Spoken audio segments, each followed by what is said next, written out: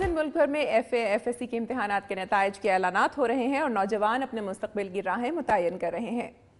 سید الشریف کے ثانوی تعلیمی بورڈ نے بھی امتحانات کے نتائج کا اعلان کر دیا ہے، جس میں لڑکوں نے میدان مار لیا ہے۔ مزید تفصیلات جانتے ہیں اطہر سلیم کی اس رپورٹ میں۔ سید الشریف ثانوی تعلیمی بورڈ نے F A F S C کی نتائج کا اعلان کر دیا۔ نتائج کے مطابق گورنمنٹ ڈگری کالج میں گور کے ہونہار طالب علم شجاعت عالم نے پری انجینئرنگ میں 963 نمبرز لے کر بورڈ میں پہلی، انٹرنیشنل پبلک اسکول قبل کی طالب علم خلیل الرحمان نے پری میڈیکل میں 960 نمبرز لے کر دوسری، اور گورنمنٹ ڈگری کالج منگورہ کی پری میڈیکل کی طالب علم شہزاد نے 943 نمبرز لے کر تیسری پوزیشن حاصل کر لی۔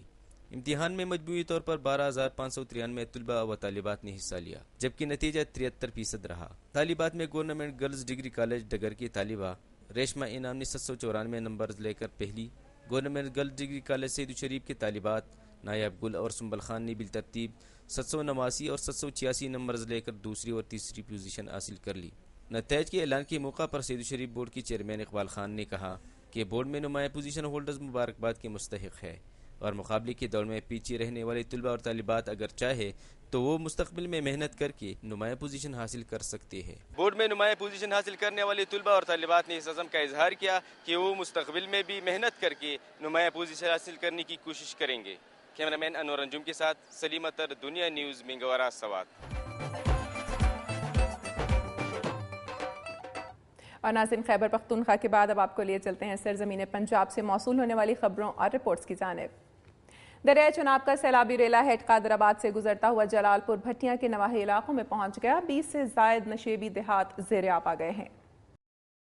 پانی کا رخ اب پنڈی بھٹیاں کی جانب ہے۔ اگر خدا نخواستہ حفاظتی بند ٹوٹ گیا تو پنڈی بھٹیاں ڈوب جائے گا۔ اس وقت بند کے ساتھ نصب سکیل 625 ریڈنگ شو کر رہا ہے، جبکہ 627 ایمرجنسی ڈینجر پوائنٹ ہے۔ دوسری جانب انتظامیہ نے 3 سڑکوں کو توڑ کر پانی کو آگے کی جانب راستہ دینے کے سوا کوئی اور اقدام نہیں کیا۔ جہانگیر پورہ، معصوم پورہ کے علاقے پہلے ہی بارش کے پانی میں ڈوبے ہوئے ہیں، اور اگر سیلابی ریلا بھی اس پانی سے مل گیا تو یہ ایک بڑی تباہی کا موجب ہو سکتا ہے۔ جسکا کے نواح میں راوی مرالہ لنک کینال سے نکلنے والے 2 سیم نالوں نے تباہی مچا دی۔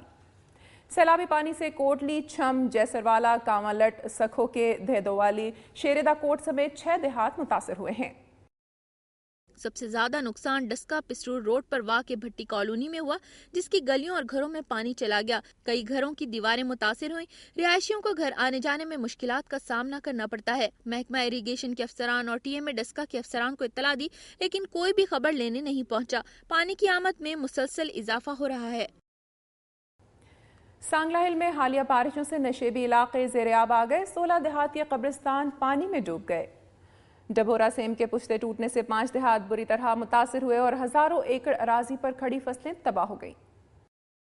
چک نمبر 41 مرڑ میں گندے پانی کے جوہر پر غیر قانونی قبضے جما لیے گئے، جس کی وجہ سے نکاسی آب کا نظام ختم ہو کر رہ گیا ہے اور گاؤں کا گندا پانی قبرستان میں داخل ہو گیا ہے اور سینکڑوں قبروں کا نام و نشان مٹ گیا۔ گاؤں کے سینکڑوں افراد نے قبضہ مافیا کے خلاف قبرستان میں شدید احتجاجی مظاہرہ کیا۔ مقامی سطح پر بھی نکاسی آب کا نظام بری طرح ناکام ہونے کی وجہ سے پانی عیدگاہ والی قبرستان میں داخل ہو گیا اور سینکڑوں قبریں زمین بوس ہو گئیں۔ میاں چنو میں اراضی کے تنازع پر 2 گروپوں کے درمیان فائرنگ سے 3 افراد ہلاک ہو گئے۔ میاں چنو کے نواحی گاؤں میں 16 ایکڑ رقبہ کے لیے 2 گروپوں میں 15 سال سے تنازع چل رہا تھا۔ سول کورٹ نے 15 روز قبل یوسف کے حق میں فیصلہ دے دیا۔ اراضی کا قبضہ حاصل کرنے کے لیے یوسف اور اس کے مخالف حاجی در محمد کے درمیان فائرنگ ہوئی، جس میں دونوں گروپوں کے 3 افراد مارے گئے۔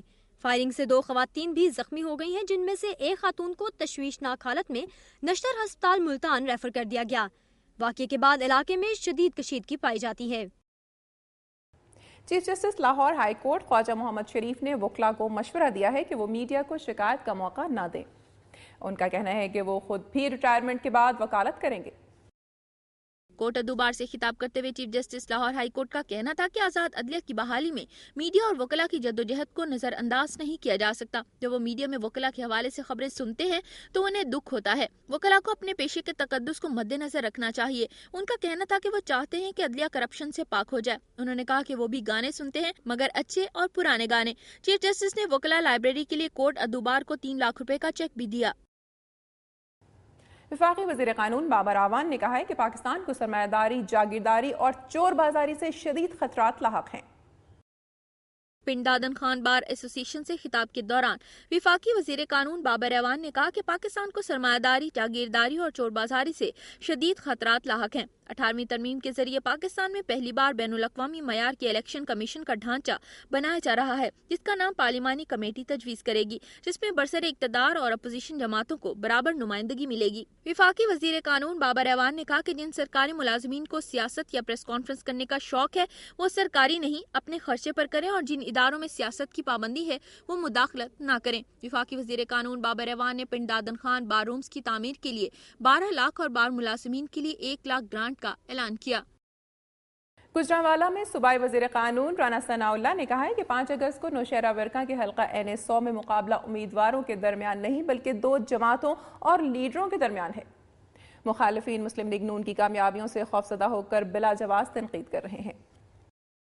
مسلم لیگ نون کے امیدوار اظہر قیوم ناہرہ کے انتخابی جلسے سے خطاب کرتے ہوئے ان کا کہنا تھا کہ الیکشن کمیشن آف پاکستان کی ہدایت کے تحت شفاف اور منصفانہ انتخابات کا انتظام صوبائی حکومت کی ذمہ داری ہے۔ امن و امان بحال رکھنے اور ووٹروں کو ووٹ کاسٹ کرنے کی سہولتیں مہیا کرنا حکومت اور انتظامیہ کے فرائض میں شامل ہے۔ مسلم لیگ نون گجرانوالہ اور سرگودا کے ضمنی انتخابات میں بھاری اکثریت سے کامیابی حاصل کرے گی۔